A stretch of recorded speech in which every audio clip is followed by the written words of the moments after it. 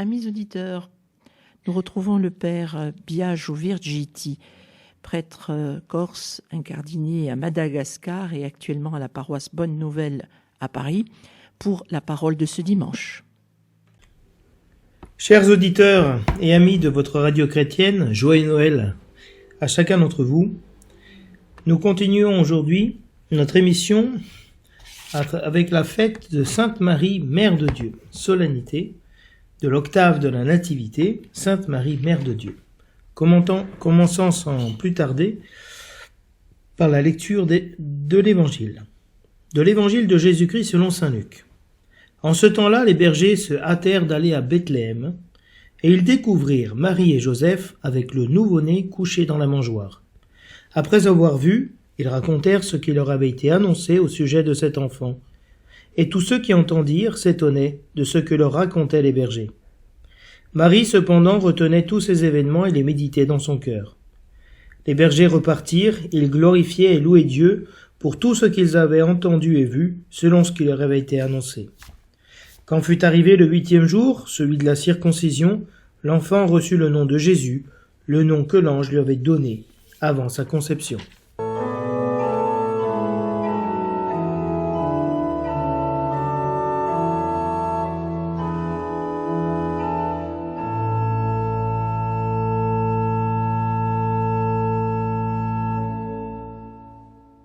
Du livre des Nombres. Le Seigneur parla à Moïse et lui dit : « Parle à Aaron et à ses fils. Tu leur diras : Voici en quels termes vous bénirez les fils d'Israël. Que le Seigneur te bénisse et te garde. Que le Seigneur fasse briller sur toi son visage, qu'il te prenne en grâce. Que le Seigneur tourne vers toi son visage, qu'il t'apporte la paix. Ils invoqueront ainsi mon nom sur les fils d'Israël, et moi, je les bénirai. »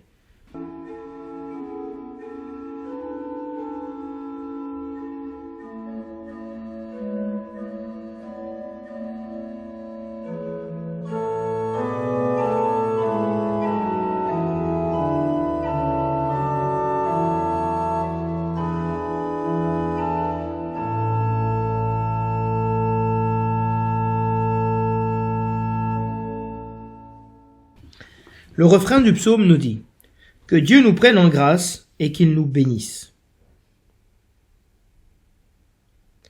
Que son visage s'illumine pour nous, et ton chemin sera connu sur la terre, ton salut parmi toutes les nations.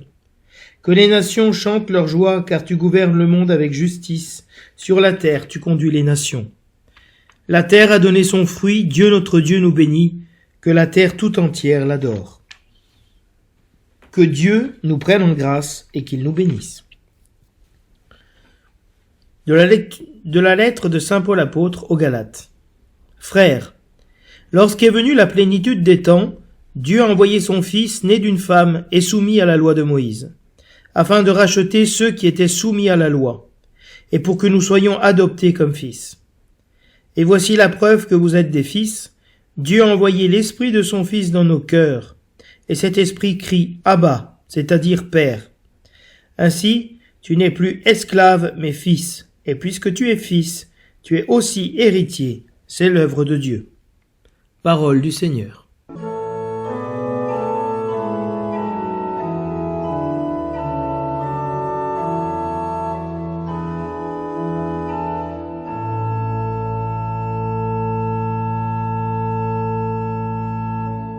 Nous allons nous pencher maintenant, chers amis, sur le thème de ce dimanche. Le thème de ce dimanche est donné par le titre de la solennité que célèbre l'Église en ce 8e jour de l'octave de Noël. Sainte Marie, Mère de Dieu. Marie est la Théotokos, la Mère de Dieu. Elle est honorée parce qu'elle est la Mère du Sauveur. De cette maternité et de cet enfant vont découler toute une série de grâces pour le peuple de Dieu qui sont aussi contenues dans cette fête, comme nous allons le voir à travers la première lecture, à travers la deuxième lecture et les oraisons. La maternité de Marie n'est pas le seul aspect de cette fête, puisque la bénédiction de Dieu, qui descend sur son peuple en ce premier jour de l'année, a toute son importance, comme nous le voyons dans la première lecture, dans la réponse du psaume, et surtout dans la bénédiction solennelle qui est donnée au début de la nouvelle année. Je cite, « C'est Dieu qui est la source de toute bénédiction, qu'il vous entoure de sa grâce et vous garde en elle tout au long de cette année, qu'il nourrisse en vous la foi implantée par le Christ, et qu'il entretienne en vous l'espérance du Christ, qu'il vous ouvre à la patience et à la charité du Christ. Que l'esprit de paix vous accompagne partout, qu'il vous obtienne ce que vous demanderez et vous achemine vers le bonheur sans fin, et finalement, que Dieu Tout-Puissant vous bénisse, le Père, le Fils et le Saint-Esprit. » Donc la bénédiction, en ce premier jour de l'année, dernier jour de l'octave de Noël et premier jour de l'année, est un élément constitutif de cette fête, parce que l'engendrement du Christ dans la Vierge Marie est, à travers la Vierge Marie, est la source de notre bénédiction, de la bénédiction que Dieu nous a donnée, et nous pouvons à nouveau nous-mêmes bénir Dieu pour le Fils qu'il nous a donné, à travers le Fils qu'il nous a donné par Marie. Donc, un autre aspect de cette fête est donc la naissance pour nous d'un Sauveur et l'adoption filiale, c'est-à-dire que Dieu a fait de nous ses enfants, ses fils.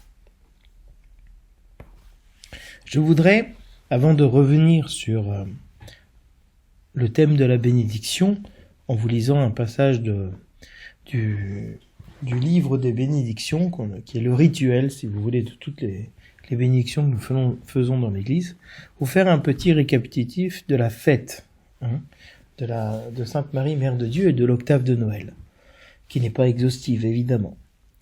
Toutes les liturgies orientales, donc de l'Orient, chrétiennes, ont, au lendemain de Noël, une commémoration de la Vierge Marie. Nous avons dans le rite byzantin une synaxe de la très sainte Mère de Dieu. Dans les rites syriens, orientaux et occidentaux, nous avons les congratulations de la Sainte Mère de Dieu.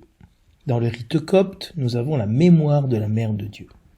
Donc vous voyez bien que l'Orient a toujours mis après Noël une fête de la Vierge Marie. Qu'a fait l'Église latine ?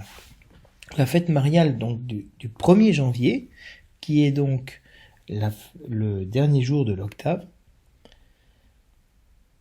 perpétue le souvenir de la première fête mariale de la liturgie romaine. La première fête de la Vierge Marie, qui a été instituée par l'Église, est celle du 8e jour de l'octave de Noël. On célèbre Marie, Mère de Dieu.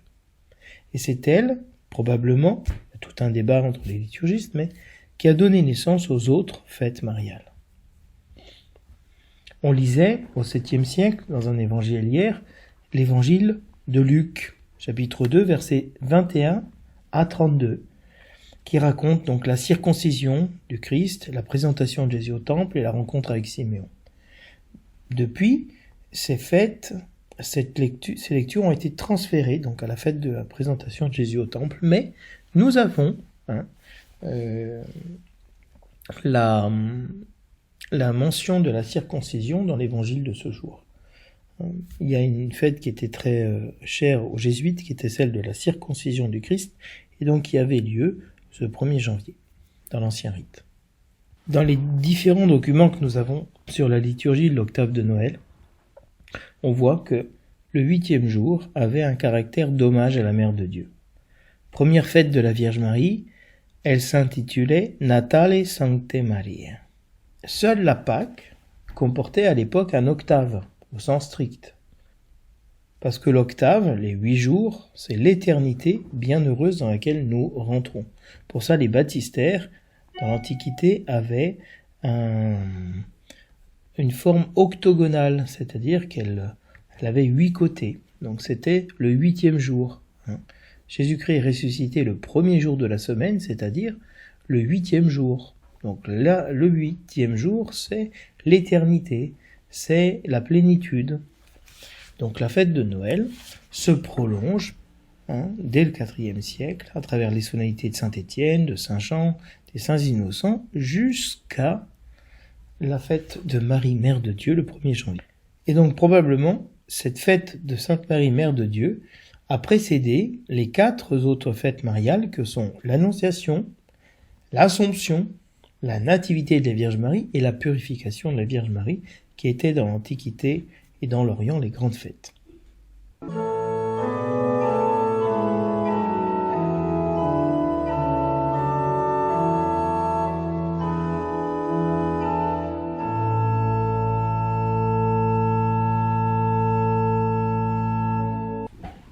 Je voudrais maintenant dérouler, plus que d'expliquer ou de commenter,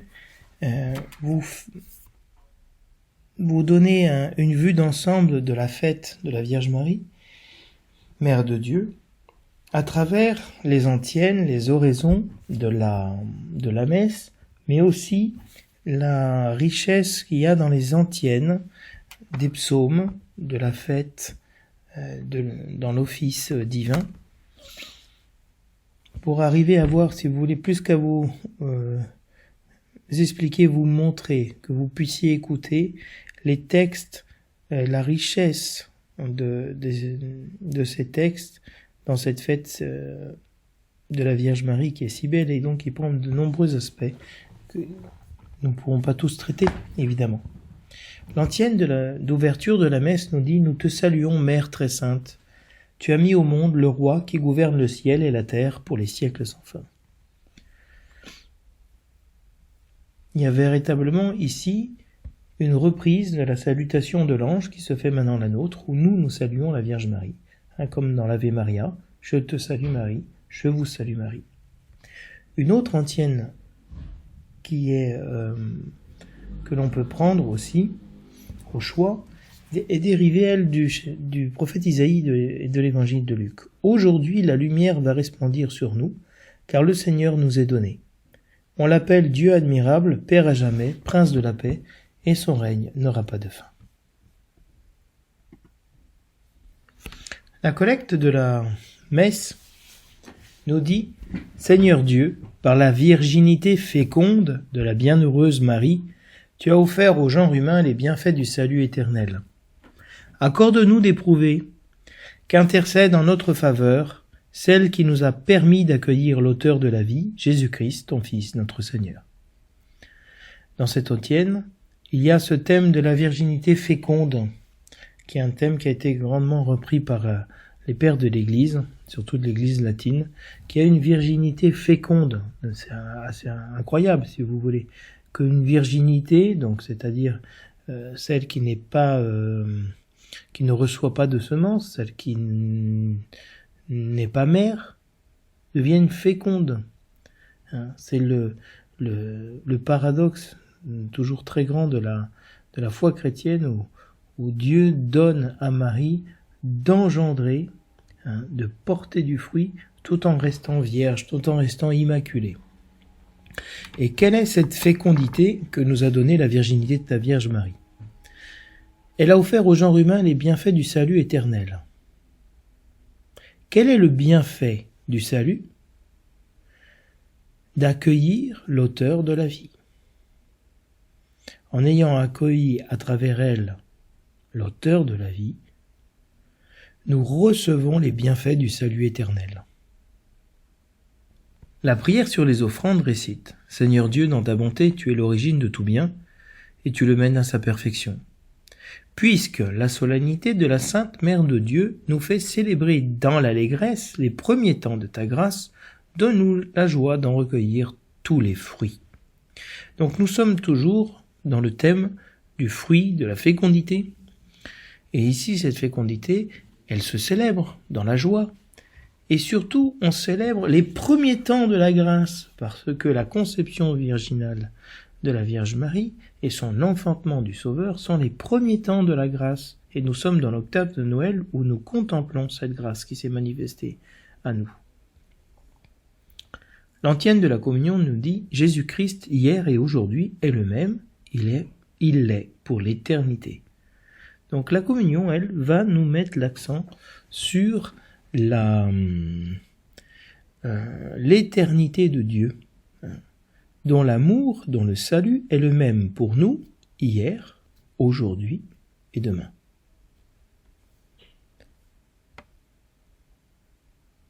La prière après la communion nous dit « Nous avons reçu dans la joie le sacrement du ciel et nous te prions Seigneur qu'il fasse grandir en nous la vie éternelle en ce jour où nous proclamons avec fierté la bienheureuse Marie toujours vierge, mère de ton Fils et mère de l'Église. » Ici, la joie de la communion que nous recevons nous donne de proclamer avec fierté nous sommes fiers de la Vierge Marie, de la bienheureuse Vierge Marie. Quelle merveille de l'avoir pour mère, qu'elle ait accompli pour nous une œuvre si belle et si grande. Et elle est non seulement mère de ton Fils, mais mère de l'Église.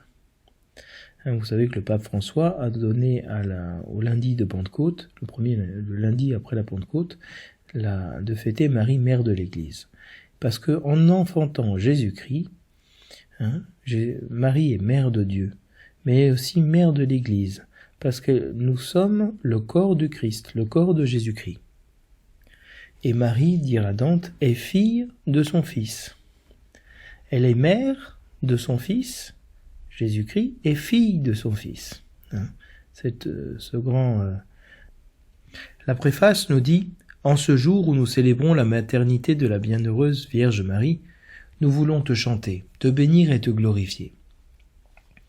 Car elle a conçu ton Fils unique lorsque le Saint-Esprit l'a couvri de son ombre, et gardant pour toujours la gloire de sa virginité, elle a donné au monde la lumière éternelle, Jésus-Christ notre Seigneur. » Donc nous retrouvons ici le thème de cette lumière éternelle que nous donne la Vierge Marie, dans la gloire de sa virginité. La maternité de Marie nous ayant donné le Sauveur, nous pouvons ainsi bénir Dieu pour nous avoir bénis en son Fils. Marie est vierge, avant, durant et après avoir engendré le Fils de Dieu. Vierge et mère.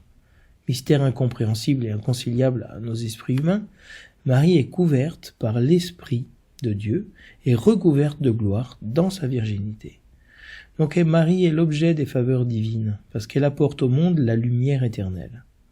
Dans la tradition juive, c'est à la mère de famille, à la femme, qu'est donnée et allumée la lumière du Shabbat. Ici, c'est Marie qui ouvre l'année, et elle allume la première lueur de l'année nouvelle, qui nous rapproche toujours plus de l'éternité et d'entrer dans la lumière du Christ. La liturgie des heures, elle aussi, met Marie à l'honneur par les antiennes des psaumes, de la veille au soir et des vêpres du jour. Lorsqu'elle dit « Quel échange admirable ! Le Créateur de l'homme, en prenant chair de la Vierge Marie, nous donne part à sa divinité. » Donc nous sommes toujours dans l'admirable échange du temps de Noël, au admirabile commercium, et aussi avec ce fait que nous avons part à la divinité de Dieu à travers le Fils de Marie. Et donc c'est toujours le thème de la filiation divine. Lorsque tu naquis d'une vierge, l'écriture s'accomplit. Comme la rosée imprègne la toison, tu viens habiter chez les hommes, gloire à toi, Sauveur du monde. Ici, l'antienne reprend une des homélies d'Origène qui compare la rosée qui descend sur la toison de Gédéon comme étant le Fils de Dieu qui descend sur la Vierge Marie et qui est capable de donner la vie, d'habiter chez les hommes. L'antienne continue « Dans le buisson qui brûlait sans laisser de cendre, Moïse déjà te contemplait, Vierge toute pure. Sainte Mère de Dieu, intercède pour nous. » La Vierge Marie est aussi dans la tradition iconographique et spirituelle chrétienne, le buisson ardent de Moïse, qui porte le Seigneur et ne se consume pas. C'est-à-dire qu'elle reste éternellement vierge et pure, purifiée par le feu qu'elle porte. Et ce feu qu'elle porte, c'est son Fils Jésus-Christ. La parole des vêpres de la veille au soir et du jour, elle est elle aussi tirée de l'épître aux Galates. Lorsque les temps furent accomplis, Dieu a envoyé son Fils, il est né d'une femme, il a été sujet de la loi juive pour racheter ceux qui étaient sujets de la loi et pour faire de nous des fils. L'antienne du Magnificat des premières vêpres proclame « Dans son amour extrême pour les hommes, Dieu leur envoya son Fils. Prenant notre chair de péché, il naquit d'une femme et fut soumis à la loi. Gloire au Fils bien-aimé. » Nous voyons bien qu'ici l'antienne reprend à la lecture des Galates que nous avons dans ce jour. L'antienne du Magnificat des secondes vêpres récite « Heureuse la femme qui t'a porté, heureuse la mère qui t'a nourri, Jésus-Christ est sauveur du monde. » Ici, l'antienne du Magnificat reprend une bénédiction qui est faite à Jésus-Christ dans l'Évangile. Heureuse la femme que tu as porté, les seins qui t'ont nourri, la mère qui t'a nourri. Et Jésus-Christ dira, heureux plutôt celui qui écoute la parole de Dieu et la met en pratique. Les antiennes des psaumes de l'office des lectures récitent « Portes, levez vos frontons, et levez-vous, portes éternelles, qu'il entre le roi de gloire. » Ce roi de gloire, il entre dans le monde à travers les portes de la Vierge Marie. Elle est fille de David, celle qui enfanta le Sauveur. Engendré avant l'aube des siècles, notre Sauveur est né aujourd'hui. Donc il y a bien la différence entre l'engendrement et la naissance. Jésus-Christ est engendré, non pas créé, mais il est né. Et il est né aujourd'hui. C'est le fait qu'il soit né aujourd'hui qui fait de Marie la mère du Christ, la mère de l'Église et notre mère. Les antiennes des psaumes des laudes reprennent elles aussi le thème de la Vierge Marie. Pour l'invitatoire, nous avons « Célébrons la Vierge Marie, adorons Jésus, son enfant ». Donc ici, la Vierge Marie et Jésus sont célébrés ensemble, mais Jésus seul est adoré. La tige de Jessé a fleuri, une étoile est sortie de Jacob, la Vierge a enfanté le Sauveur, nous te louons, ô notre Dieu. La tige de Jessé, l'étoile de Jacob, c'est la Vierge Marie, qui nous a donné le Sauveur. Marie a mis au monde le Sauveur, Jean le reconnaît et s'écrie « Voici l'agneau de Dieu qui enlève le péché du monde ». Jean ne peut reconnaître la Vierge Marie que parce que Marie l'a mis au monde. Une jeune femme a enfanté le roi des siècles, elle a connu la joie d'être mère et l'honneur de rester vierge. Pour cette gloire sans pareille, sois bénie, Sainte Mère de Dieu. Ici, l'antienne s'adresse à Marie et fait son éloge. L'antienne du Benedictus nous dit « Aujourd'hui nous est révélé un étonnant mystère. Quand Dieu se fait homme, paraît un monde nouveau. En devenant ce que tu n'étais pas, tu demeures celui que tu es. Gloire à toi, Verbe fait chair. » Et on retrouve ici l'antienne de la communion qui nous disait que Jésus-Christ est le même hier, aujourd'hui et pour toujours. Il est véritablement, en naissant dans le monde, celui qui fait paraître un monde nouveau, mais en même temps, il devient ce qu'il était déjà et il demeure ce qu'il est. Et c'est pour ça que nous pouvons rendre gloire au Verbe de Dieu, né de la Vierge Marie.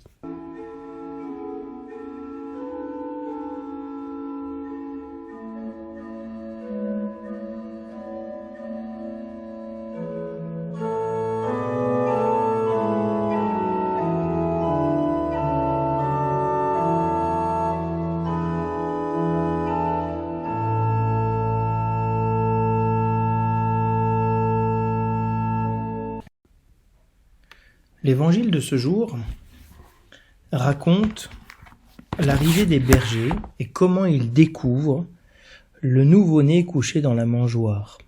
Comment ils deviennent les ambassadeurs de ce message, de cette bonne nouvelle, et qu'ils repartent en glorifiant Dieu comme l'ont fait les anges, qui leur font cette annonce, qui sont dans la joie et dans la gloire de Dieu. Et est ajoutée ici la finale, quand fut arrivé le 8e jour, celui de la circoncision, l'enfant reçut le nom de Jésus, le nom que l'ange lui avait donné avant sa conception. Et donc, nous sommes dans ce 8e jour, celui où l'enfant devait être circoncis, c'est-à-dire appartenir au peuple élu, faire cette alliance, avoir ce signe de l'alliance dans sa chair avec Dieu. Et c'était aussi ce jour-là qu'il recevait le nom, son nom, qui était donné par son père. Si vous vous souvenez, dans la naissance de Jean-Baptiste, c'est Zacharie qui doit donner le nom à son fils. Et étant muet, dû à son incrédulité, il écrit sur une tablette son nom est Jean. Ici, c'est Joseph qui va donner le nom de Jésus à l'ange comme l'ange lui avait indiqué. Donc Joseph a accompli cette parole, cette œuvre-là aussi, une forme de la paternité qui était de donner le nom à l'enfant. Le titre qui est donné à l'évangile est le suivant. Ils découvrirent Marie et Joseph avec le nouveau-né. Quand fut arrivé le 8e jour, l'enfant reçut le nom de Jésus. Le verset de l'Alléluia est tiré de l'Épître aux Hébreux, du tout début de l'Épître aux Hébreux, qui nous dit « à bien des reprises et de multiples manières, dans le passé, Dieu a parlé à nos pères par les prophètes. Et dans ces temps qui sont les derniers, en ces jours où nous sommes, il nous a parlé par son Fils. » Le thème de l'Évangile reste et demeure Jésus-Christ, le nouveau-né, l'enfant qui reçoit le nom de Jésus, Dieu sauve, qui a été donné par l'ange. Et c'est par ce Fils, par cet enfant, que Dieu a voulu nous parler, nous communiquer son salut. Mais Luc garde en second plan la figure de Marie, qui est la première à être découverte par les bergers. En effet, l'Évangile nous dit « Après, ils découvrirent Marie et Joseph avec le nouveau-né couché dans la mangeoire. » Donc la première personne qu'ils découvrent, c'est Marie. Elle a vraiment une prépondérance dans cet évangile de Luc, où vous savez que la tradition dit que Luc a lui-même recueilli de la Vierge Marie la tradition de l'évangile de l'enfance. Donc Marie est la première à être découverte par les bergers, mais aussi celle dont Luc va préciser que Marie, cependant, retenait tous ces événements et les méditait dans son cœur. Face à la nativité, face à ce mystère incroyable de l'incarnation, même la Vierge Marie médite ces événements, médite la naissance par elle de l'enfant Jésus, mais aussi la venue des bergers qui, à la manière des anges, viennent et se réjouissent et glorifient Dieu pour tout ce qu'ils avaient vu et entendu selon ce qui leur avait été annoncé. Et donc il y a véritablement une méditation de la parole de Dieu. Vous savez qu'en hébreu et en grec, dabar et logos, c'est parole et événement. Donc les paroles de l'ange, les paroles de Dieu, mais aussi les événements que Dieu donne à vivre. Tout cela est le fruit de la méditation de la Vierge Marie. Et donc, si vous voulez, c'est une invitation à ce que le peuple chrétien s'identifie à la Vierge Marie, qui, elle, l'Église, à l'image de l'Église, la Vierge Marie, le chrétien peut engendrer Jésus-Christ et est appelé à méditer les événements qu'il vit dans son cœur. Et quand arrive donc la plénitude des temps, le 8e jour, celui de la circoncision, Jésus reçoit le nom qui lui a été donné, Dieu sauve. Et c'est le 8e jour que Jésus-Christ nous sauvera tous, le jour de la résurrection, le 8e jour, en nous ressuscitant. Jésus-Christ, si vous voulez, nous a sauvés par sa passion, par sa mort, mais surtout par sa résurrection, puisqu'il nous a redonné la vie. Donc il y a un parallèle qui est fait entre ce 8e jour où il reçoit ce signe de l'alliance et ce nom où il nous sauve, Jésus nous sauve, et le 8e jour où Jésus-Christ nous sauve de nos péchés à travers la résurrection.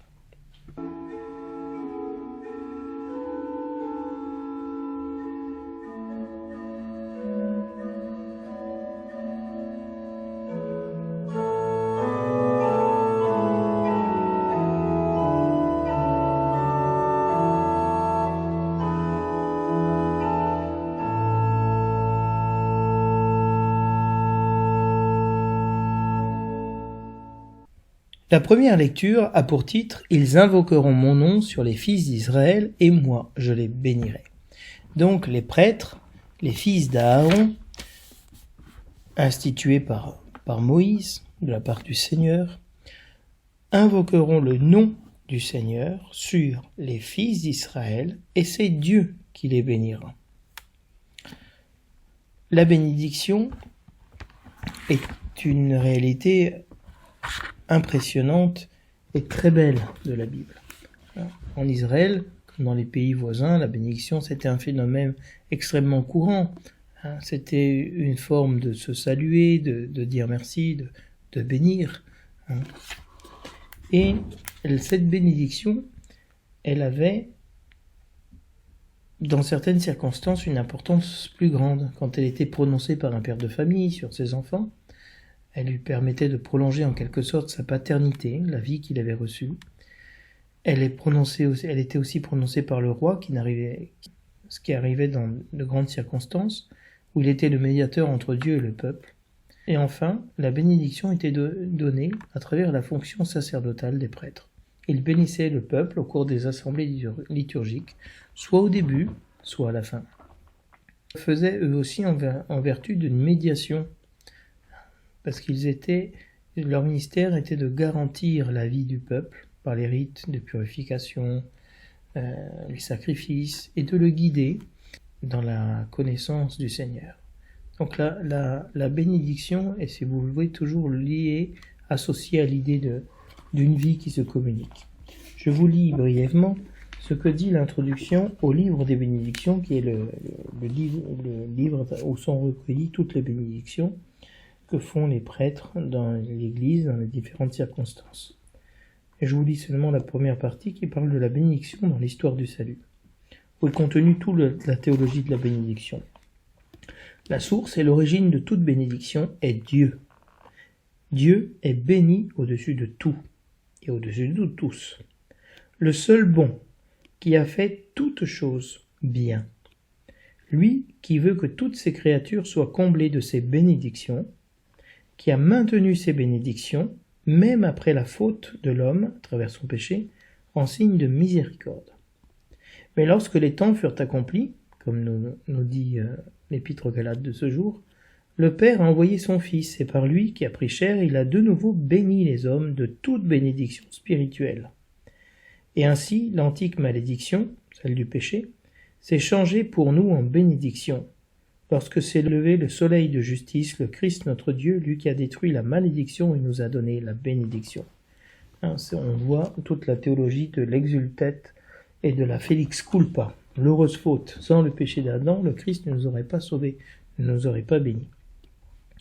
Bénédiction suprême du Père, le Christ est apparu dans l'Évangile, bénissant ses frères, surtout les plus petits, et dirigeant vers le Père sa prière de bénédiction. Enfin, après sa glorieuse ascension auprès du Père, il a répandu sur ses frères, qu'il avait rachetés par son sang, le don de l'Esprit, pour que, sous sa conduite, il loue et magnifie Dieu le Père en toutes choses, qu'il adore et lui rende grâce, et qu'en accomplissant des œuvres de charité, il mérite d'être compté parmi les bénis de son royaume. Venez, les bénis de mon Père, nous dit la parabole du jugement dernier. Par l'Esprit Saint, en effet, la bénédiction d'Abraham dans le Christ s'accomplit de plus en plus lorsqu'elle passe dans ses enfants qui sont appelés à la vie nouvelle dans toute la plénitude de la bénédiction. Puisque devenus membres du corps du Christ, ils répandent par là les fruits de cet esprit pour guérir le monde au moyen de la bénédiction divine. Donc vous voyez que la bénédiction de Dieu est là une dimension curative, de venir nous sauver. Et Jésus-Christ s'est inscrit dans la bénédiction d'Abraham. Toutes les nations se béniront à cause de ton nom. Et la première chose que Dieu fait quand il crée les êtres vivants et l'homme, c'est qu'il les bénit. Il les bénit et leur dit « Soyez féconds, multipliez-vous, emplissez la terre ». Et Dieu les bénit et leur dit « Soyez féconds, multipliez-vous, emplissez la terre ». En ayant vu le Christ Sauveur, le Père avait confirmé par l'effusion désormais multiforme de ses bénédictions la première alliance de son amour pour les hommes. De cette manière, il préparait le peuple élu à accueillir le Rédempteur et le rendait progressivement digne de l'alliance. Quant au peuple, en marchant sur les chemins de la justice, il peut honorer Dieu de bouche et de cœur, étant ainsi dans le monde signe et sacrement de la bénédiction divine. L'Église est signe et sacrement du salut et de cette bénédiction de Dieu. Dans ce premier jour de l'année, l'Église nous donne cette bénédiction à travers laquelle Dieu voulait que les prêtres bénissent tous les fils d'Israël, en disant de manière très simple, que le Seigneur te bénisse et te garde. Mais lorsqu'il est dit ici que Dieu te bénisse et te garde, il y a l'individu et le collectif qui est inclus dedans. Il s'adresse à chacun des membres, mais il s'adresse aussi à toute l'assemblée. La bénédiction descend sur chacun et pour nous garner, c'est-à-dire nous faire réussir, que le Seigneur fasse briller sur toi son visage. Cette manière juive, hébraïque, si vous voulez, on pourrait dire qu'il te sourit, qu'il te soit favorable. Le sourire est pour nous un signe évident d'accueil, de bienveillance, de disposition, c'est-à-dire que le Seigneur te soit favorable, que tu puisses voir, que le Seigneur fasse briller sur toi son visage, tu peux voir ce visage de Dieu. Qu'il te prenne en grâce, qu'il se penche vers toi, qu'il te prenne en grâce, c'est toute l'idée de la faveur, de la condescendance divine, du supérieur qui montre sa condescendance vers l'inférieur. Dans l'exultète, on chante dans la nuit de Pâques ô inestimable condescendance de son amour. En rachetant l'esclave, Dieu a sacrifié son fils. On a ici cette bénédiction du supérieur à l'inférieur, c'est pour ça que quand on reçoit la bénédiction, on s'incline. Généralement, on incline la tête pour recevoir la bénédiction. Que le Seigneur tourne vers toi son visage et qu'il t'apporte la paix. La paix, en hébreu shalom, c'est beaucoup plus que la paix. C'est la santé, c'est le bien-être, c'est la prospérité, c'est le fait d'aller bien. Il recouvre, si vous voulez, tous les aspects de notre vie et tout ce qui peut être souhaité à une personne dans ce début de nouvelle année. Et donc c'est ainsi que les prêtres mettront le nom de Dieu sur les fils d'Israël. De la même manière que l'Esprit de Dieu a reposé sur Moïse et sur les 72, de la même manière que l'Esprit de Dieu a reposé sur les apôtres, les prêtres mettront le nom du Seigneur sur les fils d'Israël, qui reposera sur eux. Comme un sceau, comme une signature, comme un signe de cette alliance avec les hommes. Mais ici, la bénédiction, et c'est pour ça que je vous ai lu un petit peu l'introduction du livre des bénédictions, n'est pas comprise dans le sens d'une consécration. C'est plutôt une action de Dieu qui mène l'homme au bonheur et à l'épanouissement. Donc, le but de la bénédiction, c'est de faire du bien, dire du bien, faire dire du bien aux hommes. Et dans notre société, la difficulté que nous avons de dire du bien les uns des autres, on passe plutôt son temps à dire du mal les uns des autres, à murmurer, à critiquer. Et donc, ton Dieu te bénira, nous dit l'Écriture.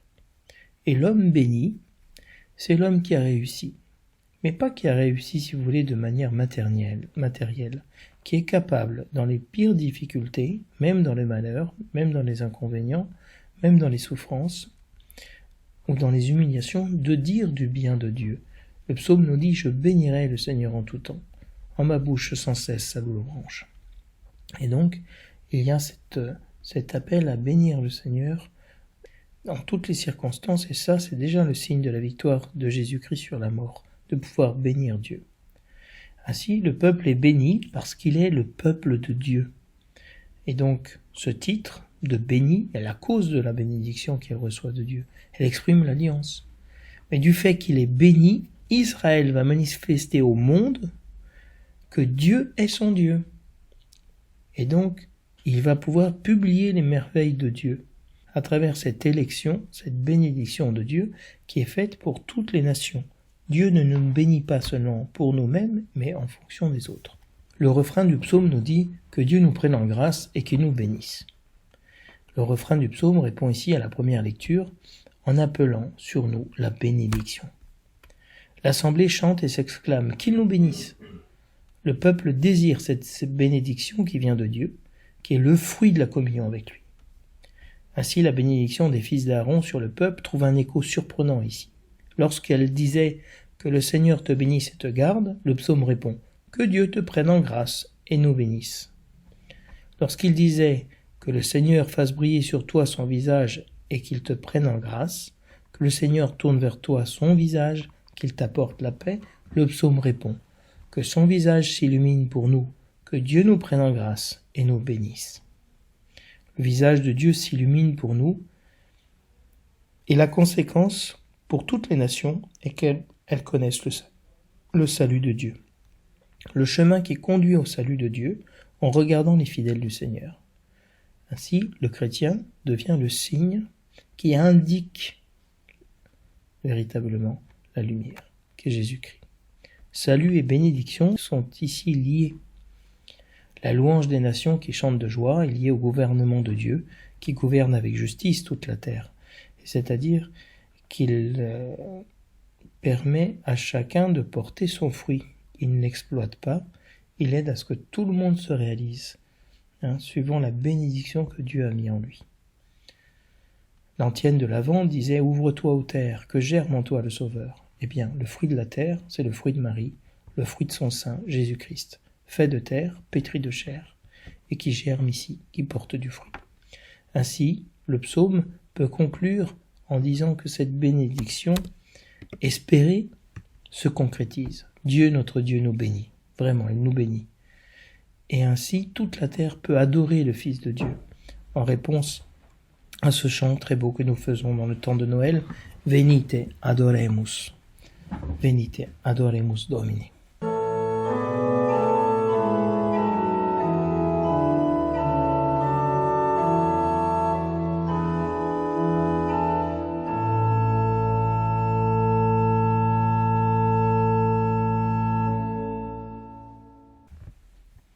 La deuxième lecture de ce dimanche a pour titre « Dieu a envoyé son Fils né d'une femme ».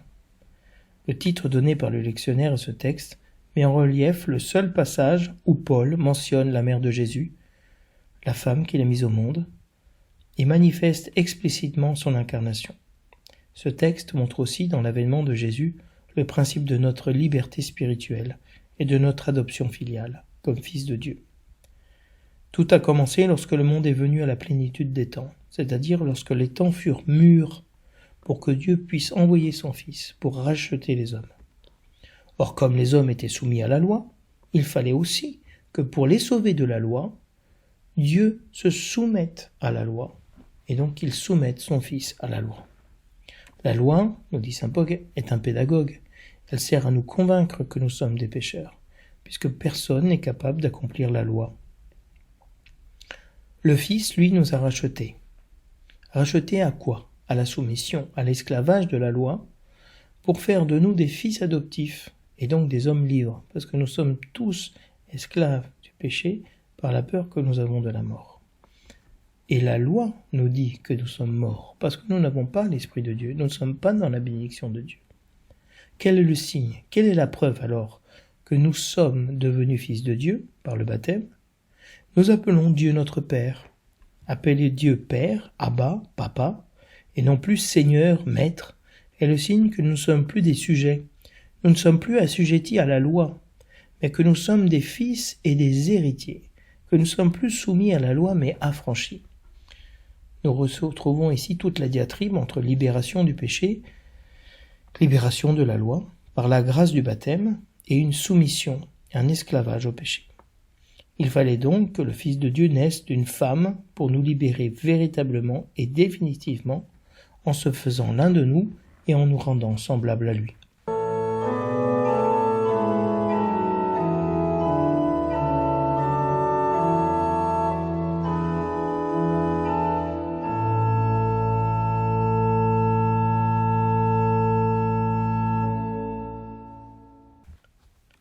J'espère, chers amis, que vous avez pu bénéficier en cette fin d'année de grâces particulières du Seigneur, et je vous souhaite à tous et à toutes véritablement une sainte année 2023, que le Seigneur vous comble de ses grâces, vous bénisse et vous donne de le bénir en tout temps.